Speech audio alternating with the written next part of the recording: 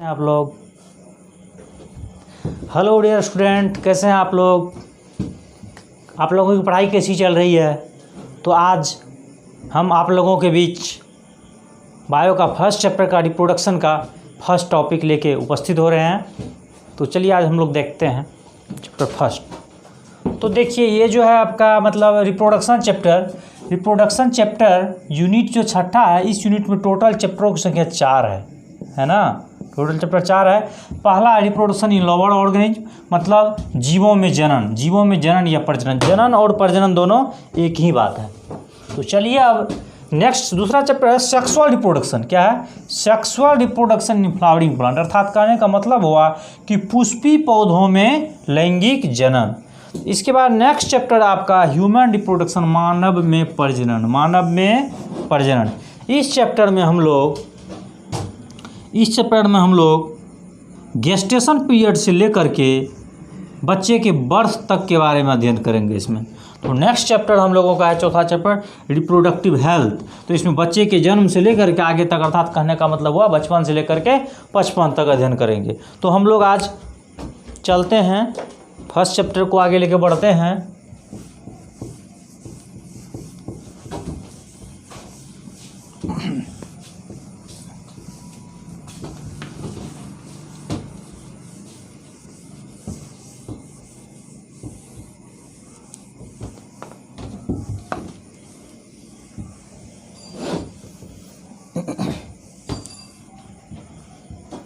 तो चलिए हम लोग देखते हैं रिप्रोडक्शन होता क्या है।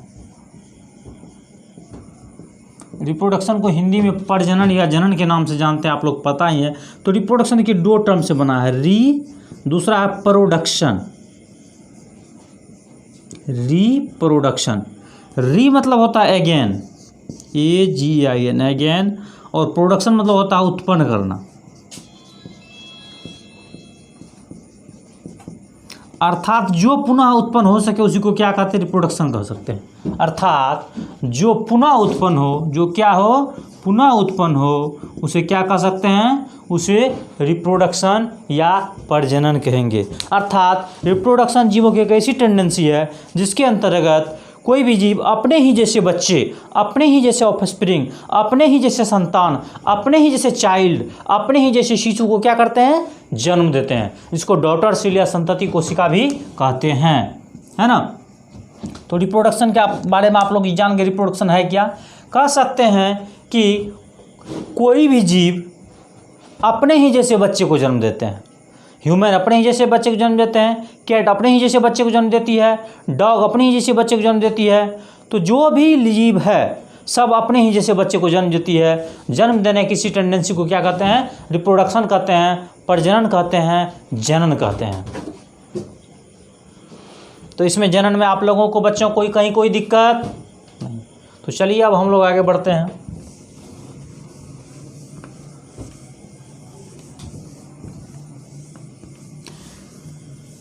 चलिए इसमें एक छोटा सा टॉपिक आता है, इससे पहले हम लोग डिस्कस कर लेते हैं, इसके बाद हम लोग पढ़ेंगे रिप्रोडक्शन के बारे में फिर से। पहला एक टॉपिक इसमें आता है लाइफ स्पान। क्या आता है? टॉपिक है life span, LIFESPAN, life span, जीवन अवधि जिसको बोलते हैं, जीवन अवधि या जीवन काल भी कह सकते हैं। कहा जाता है किसी भी जीवों के जन्म से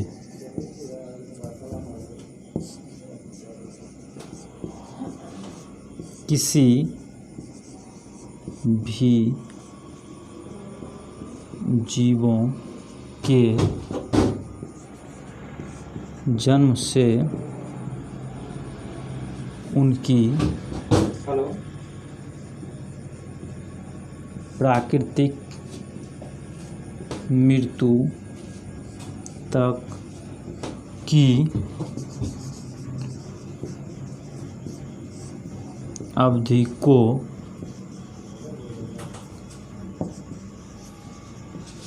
जीवन काल या लाइफ स्पान कहते हैं।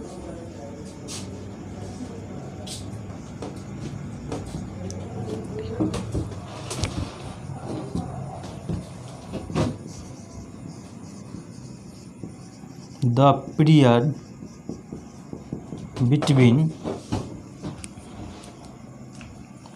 Between birth to natural death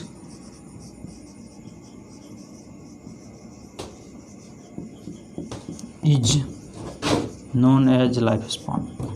चलिए आप लोग समझ ही गए होंगे, कहा जाता है the period between birth to natural death is known as life span. अर्थात कहने का मतलब किसी भी जंतु के जन्म से लेकर के और उसकी प्राकृतिक मृत्यु तक की अवधि को क्या कहते हैं, जीवन अवधि कहते हैं, लाइफ स्पान कहते हैं। तो देखिए अब दूसरी बात है इसमें क्या कि जीवन अवधि जो है ना शेप एंड साइज पर डिपेंड नहीं करती है। मतलब जीवन अवधि शेप एंड साइज से इसका कोई रिलेशन नहीं है, शेप एंड साइज से कोई संबंध नहीं है। जैसे कि एक क्रॉ को देखते हैं तो एक क्रॉ की लाइफ स्पान जो होती है CROW क्रॉ की लाइफ स्पान होती है 14 वर्ष। वहीं एक पैरोट की लाइफ स्पान को देखते हैं तो इसकी होती है 140 वर्ष, जबकि दोनों का क्या है, साइज सेम है, तो साइज से कोई मतलब नहीं है। उसी तरह से ह्यूमन की लाइफ स्पान को देखते हैं 80 से 90 वर्ष। पहले के ज़माने में 100 वर्ष होती थी। अभी भी कुछ लोग वगैरह हैं, दादी माँ नानी माँ है, दादाजी या नाना जी हैं जो 100 वर्ष से ज़्यादा भी हो गए हैं। तो अब हम लाइफ स्पान कुछ घटा है। अब WHO का कहना है या विश्व बैंक का कहना है अब इनकी लाइफ 80 से 90 के बीच है। तो उसी तरह से हम लोग देखते हैं क्रॉ का, फिर पैरोट का देखते हैं। यही दोनों एग्जाम में ज़्यादातर यही पूछा जाता है ना। दूसरी बात होती है एक देखते हैं मतलब रोज प्लांट, जिसको गुलाब का है ना पौधा बोलते हैं। कुछ हंसी आ रही है गुलाब से, अच्छा कोई बात नहीं है ना। तो गुलाब की पौधे की आयु जो होती है वो कितने होती है, वो 7 वर्ष की होती है ना। उसी तरह से बनाना ट्री, मैंगो ट्री, सब की लाइफ स्पान होती है। तो कुछ डाटा NCERT ने दे रखा है, उस डाटा को देख लेना है, उसी से पूछता है, उससे बाहर एक भी नहीं आएगा, है ना। तो ये टॉपिक हम लोगों की हो गई। हम लोग देख रहे थे लाइफ स्पान। चलिए अब हम फिर अपना जो टॉपिक है हम लोग का इस चैप्टर जो शुरू किया रिप्रोडक्शन, तो उसको लेके आगे बढ़ते हैं।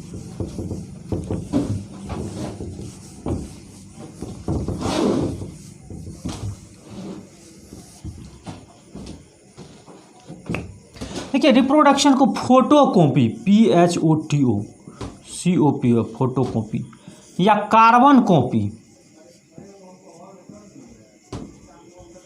कार्बन कॉपी भी कह सकते हैं in the case of A sexual reproduction. Sexual reproduction में जब जाएंगे उसको फोटोकॉपी और कार्बन कॉपी नहीं बोलेंगे, ए सेक्सुअल रिप्रोडक्शन बोल सकते हैं कार्बन कॉपी, है ना। रिप्रोडक्शन जो है क्या है, कार्बन कॉपी है, फोटोकॉपी है, जीरोक्स है ना।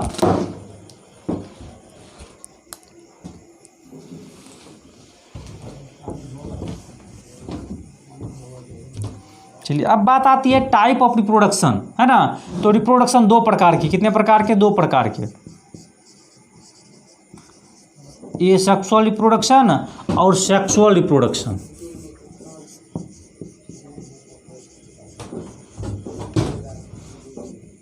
चलिए ए सेक्सुअल के बारे में जानते हैं। देखिए ए मतलब क्या होता है, ए मतलब होता है विदाउट,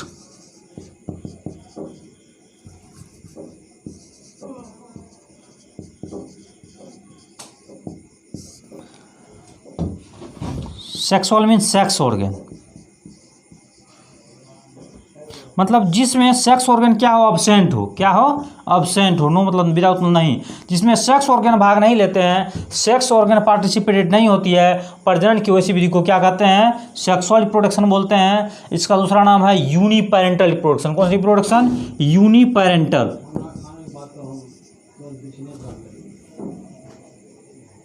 इसका यूनिपेरेंटल, इसको क्या बोलते हैं, चूंकि इसमें एक पेरेंट ही भाग लेते हैं इसलिए इसको क्या बोलते हैं, यूनिपेरेंटल बोलते हैं। तो समझे बच्चों, ए मतलब विदाउट मतलब नहीं, और सेक्सुअल मतलब सेक्स ऑर्गन, जिसमें सेक्स ऑर्गन पार्टिसिपेटेड नहीं होते हैं उसको सेक्सुअल रिप्रोडक्शन कहते हैं। कहने का मतलब ये हुआ कि वैसी रिप्रोडक्शन की वैसी विधि जिसमें लैंगिक अंग भाग नहीं लेते हैं, प्रजनन की वैसी विधि को ए सेक्सुअल रिप्रोडक्शन कहते हैं। कोई दिक्कत नहीं। अब नेक्स्ट है सेक्सुअल रिप्रोडक्शन, है ना, मतलब सेक्स ऑर्गन में पार्टिसिपेटेड होते हैं। मतलब इसमें क्या होते हैं, सेक्स ऑर्गन भाग लेते हैं और इसमें एक जीव मेल होते हैं तो दूसरे फीमेल होते हैं। मतलब इसमें विपरीत लिंग वाले जीव भाग लेते हैं, एक मेल तो दूसरा फीमेल, है ना। जब प्रजनन की ऐसी विधि जिसमें दो विपरीत लिंग वाले पेरेंट भाग लेते हैं, प्रजनन की वैसी विधि को सेक्सुअल रिप्रोडक्शन कहते हैं। सेक्सुअल रिप्रोडक्शन विकास को दर्शाता है और ये सेक्सुअल रिप्रोडक्शन विकास को नहीं दर्शाता है। इसमें एक पेरेंट भाग लेते हैं इसलिए इसको यूनिपेरेंटल रिप्रोडक्शन बोलते हैं। इसमें दो पेरेंट पार्टिसिपेट होते हैं इसलिए इसको बाय पेरेंटल रिप्रोडक्शन बोलते हैं। क्या बोलते हैं, बाय द्विजनकीय प्रजनन। इसको बोलेंगे एक जनकीय प्रजनन, इसको बोलेंगे द्विजनकीय प्रजनन। तो चलिए अब हम लोग देख लेते हैं, तो अंतर दोनों के बारे में देख लेते हैं। इसमें देखिए एसेक्सुअल रिप्रोडक्शन में एक जीव भाग लेते हैं जबकि सेक्सुअल रिप्रोडक्शन में दो जीव भाग लेते हैं, है ना। इसमें लैंगिक अंग भाग नहीं लेते हैं, एसेक्सुअल रिप्रोडक्शन में लैंगिक अंग भाग नहीं लेते हैं जबकि सेक्सुअल रिप्रोडक्शन में लैंगिक अंग अर्थात सेक्स ऑर्गन भाग लेते हैं। ये सेक्सुअल रिप्रोडक्शन विकास को नहीं दर्शाता है जबकि सेक्सुअल रिप्रोडक्शन क्या करता है, विकास को दर्शाता है। और ये प्रजनन की तीव्र विधि है, फास्ट प्रजनन होती है, जबकि ये प्रजनन की क्या है, स्लो विधि है, इसमें स्लो प्रजनन होती है। इसमें आनुवांशिक गुण का, है ना, ये विकास को नहीं दर्शाता है जबकि ये क्या करता है, विकास को दर्शाता है। मतलब कहने का मतलब ये हुआ, आनुवांशिक गुण को जनरेशन टू जनरेशन, पीढ़ी दर पीढ़ी, एक पीढ़ी से दूसरी पीढ़ी में क्या करते हैं, स्थानांतरित करते हैं, ट्रांसफ़र करते हैं। तो आप कहीं सुने होंगे ये जो है फलना जो है अपने मामा जी के जैसे हैं, फलना जो है अपने बड़े भाई के जैसे हैं। अच्छा, ये दोनों भाई का शक्ल एक जैसा मिलता है, ओ ये दोनों बहन का शक्ल एक जैसा दिख रहा है, तो ये क्या है, सेक्सुअल रिप्रोडक्शन में है। ऐसा क्या होता है, माता पिता में जो जीन होता है वो ट्रांसफ़र होते रहता है पीढ़ी दर पीढ़ी। तो इसके बारे में हम लोग अगला चैप्टर जेनेटिक्स है, उस चैप्टर में हम लोग देखेंगे, है ना। तो चलिए, अच्छा, तो मुख्य रूप से कॉन्सेप्चुअल जानकारी आप लोगों को हो गई सेक्सुअल और एसेक्सुअल रिप्रोडक्शन के बारे में। अंतर भी आप लोग समझ गए होंगे दोनों में आखिर अंतर क्या है। तो चलिए अब हम लोग आगे बढ़ते हैं, एसेक्सुअल रिप्रोडक्शन के मेथड को देखते हैं। एसेक्सुअल रिप्रोडक्शन के कितने मेथड हैं।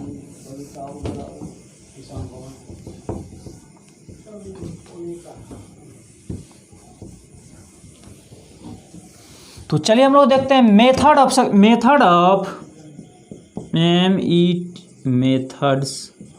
ऑफ एसेक्सुअल रिप्रोडक्शन, है ना। तो एसेक्सुअल रिप्रोडक्शन के निम्न मेथड है ना। पहला है फिजन, दूसरा है बडिंग,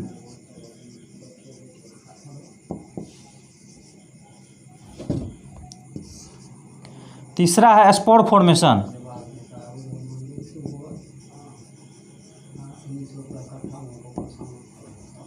नेक्स्ट है रीजनरेशन,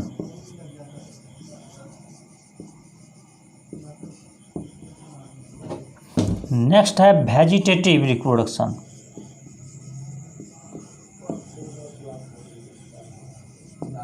चलिए फिजन के दो टाइप होते हैं। पहला आता है बाइनरी फिजन,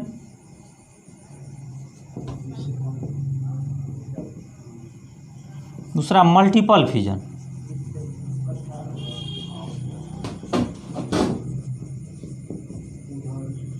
देखिए बाइनरी फिजन जो ये होता है ये किस में होता है, अमीबा में,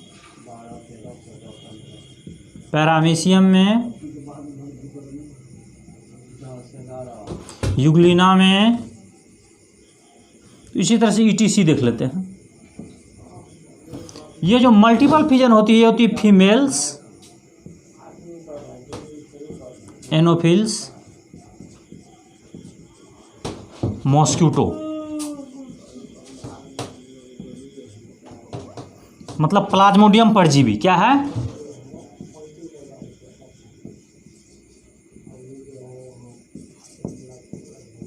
मतलब प्लाज्मोडियम परजीवी, प्लाज्मोडियम पैरासाइट, जो कहाँ होता है, फीमेल्स एनोफिल्स मॉस्क्यूटो के सल्वरी ग्लैंड में होती है, जिससे मलेरिया बीमारी होती है।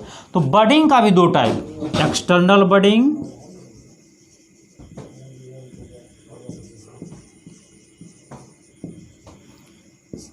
इंटरनल बडिंग,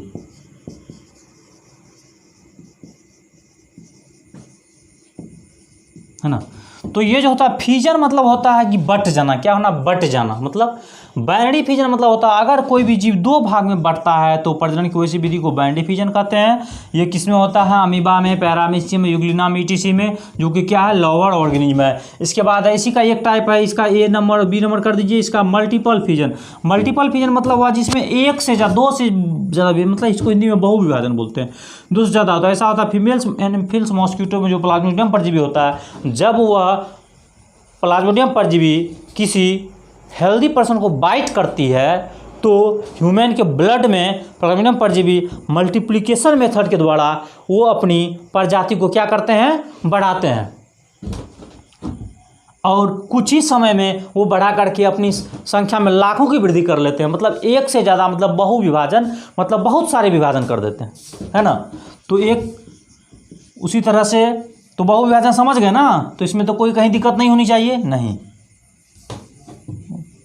कुछ दिन पहले हम पढ़ा रहे थे, है ना, बहुविभाजन के बारे में। तो एक बच्चा कहता है सर घर में जब नई दुल्हन आती है ना तो वो घर को विभाजित कर देती है। तो यहाँ आपको नहीं समझना है कि वो वाला विभाजन नहीं है ना। तो चलिए अब नेक्स्ट हम लोग जो है ना, अब नेक्स्ट देखते हैं हम लोग नेक्स्ट डेज, है ना। बाय।